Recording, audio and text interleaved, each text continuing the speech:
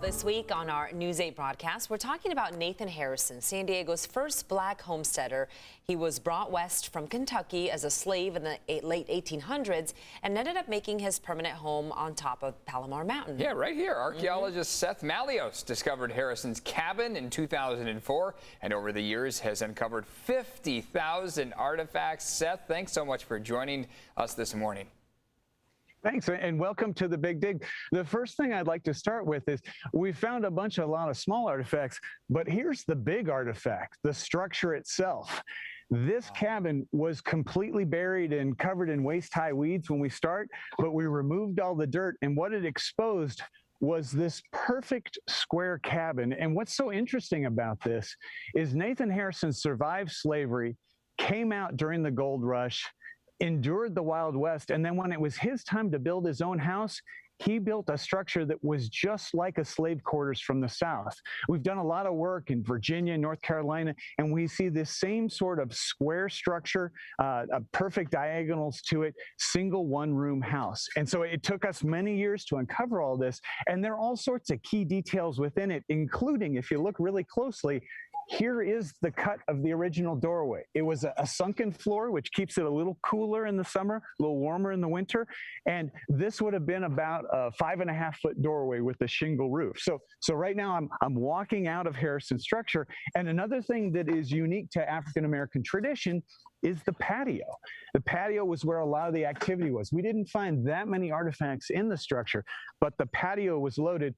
But I'll tell you, it gets even better. Where the students are digging now, just beyond the patio, that's where the trash pit is. And if your viewers know anything about archaeology, it's that we love trash and that's where the best story is. Well, okay, so I have so many questions for you. Yeah. The fact that this wasn't discovered until 2004, that's remarkable in itself. How did you come across it, and what's the best thing you found on this dig so far?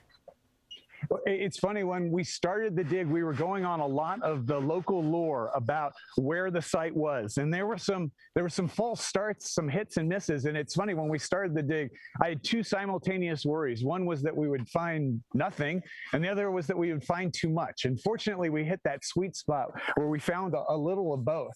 In terms of the most interesting things at the site, if you come over here to where we're digging right now, Lexi, do you have that shirt? What we have here is a piece of English porcelain. And one of the reasons this is so interesting is in this area, we found a bunch of artifacts from London, England. Wow. And when we think about this area, this was the frontier, middle of nowhere. At times, it still feels like it's the middle of nowhere. But we found a Gordon's dry gin bottle from the early 1900s. This piece of English porcelain, also early 1900s. And what's interesting about this is knockoff Chinese porcelain. It's not nearly as nice as the fine clays in China, but it was part of this Wild West assemblage that we're seeing in this particular area. So where the students are digging now, this is all undiscovered country. I never know what's going to come up next. That's why they're digging so carefully, and that's also why we screen the dirt to make sure we don't miss anything. Gotcha. So these students, yeah, hard at work here. How do you manage to get, say, 100-year-old rusty piece of metal out of the ground without completely destroying it? I mean, you really got to keep that intact and go through things with like a fine-tooth comb here. Or brush. Yeah, it's a great question. If you look where Kathleen is working right now, she is working on a sardine can. And even though that sardine can may look recent, it's not. And what you have to do is you have to carefully dig around it and pedestal it, and then you cut it out in a single block. There's nothing easy about this. Between the heat, the bugs, and the metal deteriorating before our very eyes, and you see all the rocks we're dealing with as well. It is very tricky, but the great thing is the students are learning all these skills to become professional archaeologists on a day-by-day basis. That's amazing. Will people eventually be able to see what you find? Yeah, this is a public archaeology project, and what we're so proud of is that we have an exhibit at the San Diego History Center right now where everyone can see our best finds. What's funny is we keep finding more and more stuff, and the site keeps continuing this way, so we're going to be adding to it. But especially this coming Saturday, Juneteenth, we're having a celebration, and the History Center will have its doors open, and you can see our exhibit that includes a recreated cabin as well as many of our best finds from the site. It's just so fascinating. You know a lot more about Nathan than most people. What about Nathan do you want our viewers to know? Is there something special about him, the guy, the traveler, the explorer? What do you want us to know about Nathan?